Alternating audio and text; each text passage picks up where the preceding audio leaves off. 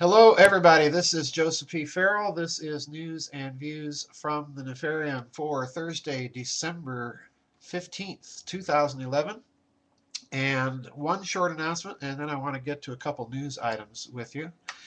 The first little announcement is that we will have our last members only video chat at GizaDeathStar.com on Friday, December 23rd, 2011. That will be the last one for this year, and I want to thank everybody because they have been great with great questions and a lot of stimulating discussion, and I've enjoyed it. And I want to thank you all as well for visiting the website. We've had over 1 million hits in less than a year, so I do want to thank everybody, and I want to thank you for your prayers, for your donations, for your memberships. It has been a great help. And the other thing I want to mention is we will probably be doing some videos on the website on certain selected topics. I had one member, and she suggested a particular topic which I thought was a good one. So I'm planning to do videos where I will be speaking just about particular topics, and if I can figure out a way to do PowerPoints with the videos, I'm going to do that too. So anyway, we do have things planned. Second announcement, Daniel and I are still going ahead with our video conference idea. We've just been so swamped that it's been rather difficult, and I'm in talks with a couple of other people right now on doing some video chat conferences elsewhere as well. So I'll keep everybody posted on that. Anyway, a couple of news items I wanted to talk about, and I'm going to post the link to a Daily Bell article with this video chat because it's very important. There is now a Chinese meltdown economy. Their real estate bubble has finally burst.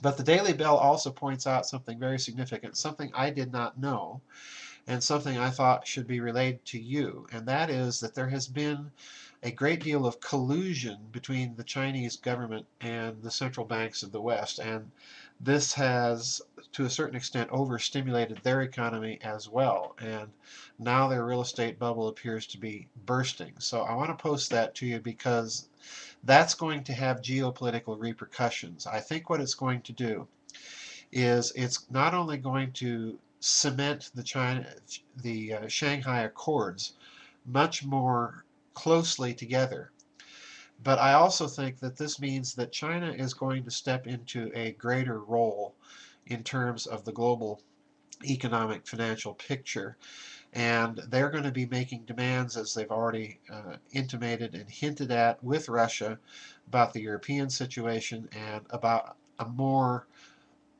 polypolar world, let's put it that way. They are objecting to the unipolar world coming out of Washington, D.C. So anyway, that's something to look at. The other bit of news I thought was very interesting.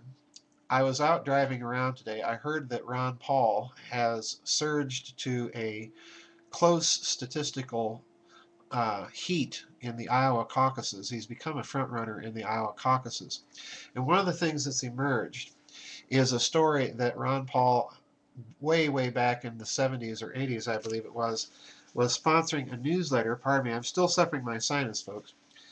Was sponsoring a newsletter, Ron Paul newsletter, in which certain comments, racist comments, were made. And the media, of course, is jumping all over this. I have no idea if these comments were true or not. However, I do know that at the time Ron Paul was working in his medical clinic, and he was providing a lot of free and low-cost health care to minority families. So I think what we have here is a case of the media trying to paint this man into a corner. And I think the reason why is, once again, Ron Paul is very strongly opposed to the current empire foreign policy of the United States and the West at large. And I think this is the reason. They are scared of Ron Paul and the changes that he might make in foreign policy. Now, don't get me wrong. I'm not endorsing Ron Paul's foreign policy, but at least Ron Paul is trying to make a debate out of an issue that's become something for the rest of the candidates that's off the table. In other words, all the rest of them, Newt Gingrich, Mitt Romney, the other two frontrunners, are not in favor of reversing America's empire foreign policy. Ron Paul, on the other hand, has been saying that this policy is why we now have so many enemies around the world. And to a certain extent, I think he's right. We're seeing right now, for example, the buildup of NATO forces in Jordan along the Syrian border. And I fully expect that the wind down of the war in Iraq has a great deal to do with the wind up of a possible war in Syria, simply for the purpose of maintaining some sort of presence in that region of the world militarily for the West. So again, Ron Paul's raising the issue and he's putting it on the table for debate. And this is what they do not want to have happen at the national level. And again, I think the media is simply raking up an old charge. Apparently, it's been around since the year 2008. And they are trying to paint him into a box, to tar him with the brush of racism, so that his candidacy, if there's any viability to it, will utterly be shattered. And so then the Republican field will be left with basically candidates that represent the point of view of the financial and power elite within not only the United States, but within the West as well. So two significant developments going on. One overseas in China with the beginning of the burst of their real estate bubble.